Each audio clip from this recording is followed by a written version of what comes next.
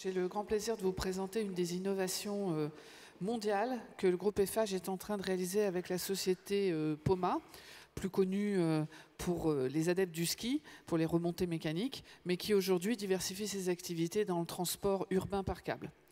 Alors, ces travaux ont été réalisés sur le territoire de la communauté d'agglomération de Grenoble, qui est un territoire qui est totalement plat, enserré entre le massif de la Chartreuse, de Beldonne et du Vercors, et qui, malheureusement, plusieurs fois par an, dépasse les seuils de pollution atmosphérique, pollution particules, malgré un intense travail de la part de la communauté d'agglomération en matière d'écomobilité et en matière d'équipement tramway. Alors, vous vous doutez que je vais vous parler du câble, et d'ailleurs l'image derrière nous le montre, et vous allez vous dire « Ah oui, le câble, c'est à la mode ». Alors c'est vrai que c'est un mode de transport écologique, 100% électrique en termes de propulsion, il est recyclable aussi à 100%, et puis, surtout, il est très sûr. 5 milliards de passages par an depuis 2010 dans le monde par câble. Ce qui est considérable avec un taux d'accidentologie le plus faible pour tous les transports en commun. Ce sont des chiffres du MEDE que vous pouvez retrouver sur Internet, sur le site du STRMG. Alors, vous le voyez, l'un des gros avantages du câble, c'est de faire entrer les écomobilités dans la dimension aérienne de la ville. C'est de libérer des emprises foncières au sol. C'est de permettre d'avoir accès à cette ressource si rare et si chère qu'est devenue le foncier urbain, avec une pression phénoménale qui ne permet plus aujourd'hui aux élus d'avoir des marges de manœuvre pour réaliser des trames vertes, du maraîchage de consommation courante, des réseaux structurants de pistes cyclables, que sais-je encore, parce qu'il n'y a pas la ressource. Avec le câble, on libère des emprises foncières au sol et on offre une ressource pour les aménagements publics. Alors tout ça, vous le saviez, ou à peu près, seulement vous allez vous dire, c'est économique, c'est écologique, c'est sûr, et pourtant ça ne se fait pas. Et pourquoi ça ne se fait pas en Europe? Pourquoi ça ne se fait pas en France? Eh bien ça ne se fait pas parce que nos esprits français, nos esprits gaulois, n'apprécient pas le survol des jardins privatifs, craignent l'intrusion, craignent le vis-à-vis et imaginent que le transport par câble, eh bien, ça nuit à la vie privée.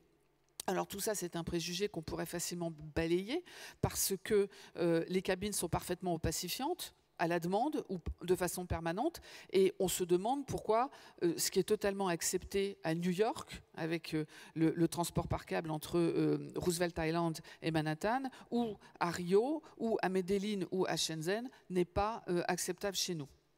Alors on s'est posé la question avec Poma et on s'est dit si tous ces avantages-là suffisent pas, il faudrait trouver quelque chose de totalement incontestable, de tellement convaincant que les gens diraient bon sang, mais c'est bien sûr, pourquoi on n'y a pas pensé avant? Donc on s'est dit, ce qui serait formidable, c'est de faire ce qui est impossible pour les autres transports en commun. C'est finalement que sans rupture de charge, sans avoir à me déplacer, sans avoir à sortir de ma cabine de câble pour arriver dans le tramway, eh bien tout ça se fasse sans que moi, passager, je subisse cette rupture de charge. Imaginez que vous montiez dans la cabine de câble et que vous vous retrouviez dans le tramway sans vous en rendre compte parce que votre cabine aura été tractée par le tramway. Alors ça, c'est une innovation totalement délirante qu'on a imaginée avec une cabine qu'on a appelée le modulaire, qui est une cabine de câble, mais qui a cette particularité d'avoir un système de train d'atterrissage. Donc, elle est équipée de systèmes roulants passifs. Elle peut se constituer en convoi et elle peut être tractée par toute force motrice, en ce y compris le tramway ou le bus. L'idée, vous vous en doutez, ce n'est pas du tout de se substituer au mode de transport existant. Les collectivités locales, en particulier en France, se sont beaucoup investies, se sont même parfois beaucoup endettées pour s'équiper en tramway qui bénéficient en plus d'une acceptabilité sociale très importante.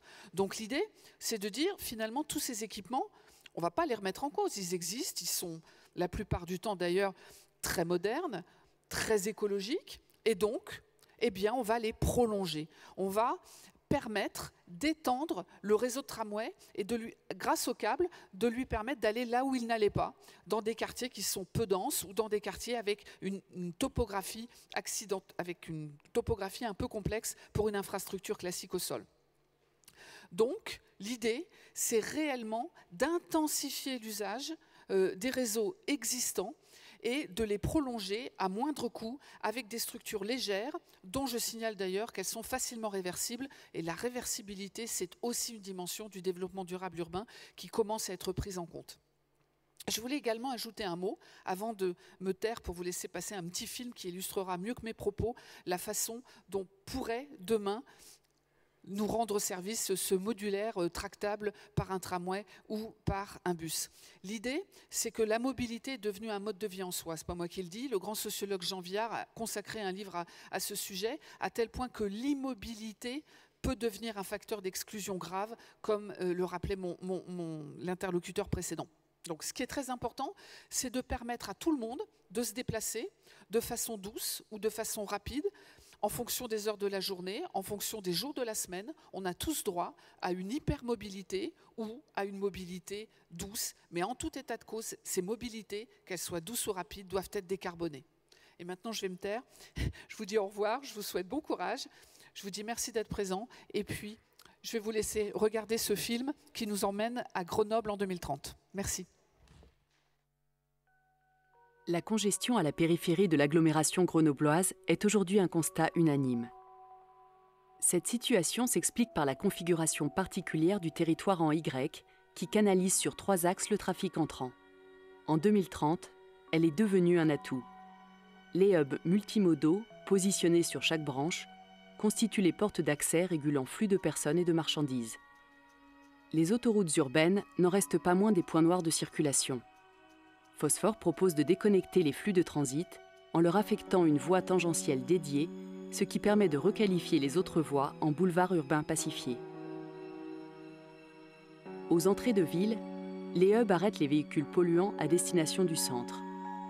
Ils dispersent les flux en les reportant vers des modes de transport propres, TER, tramway, transport urbain par câble, véhicules électriques en autopartage ou vélos.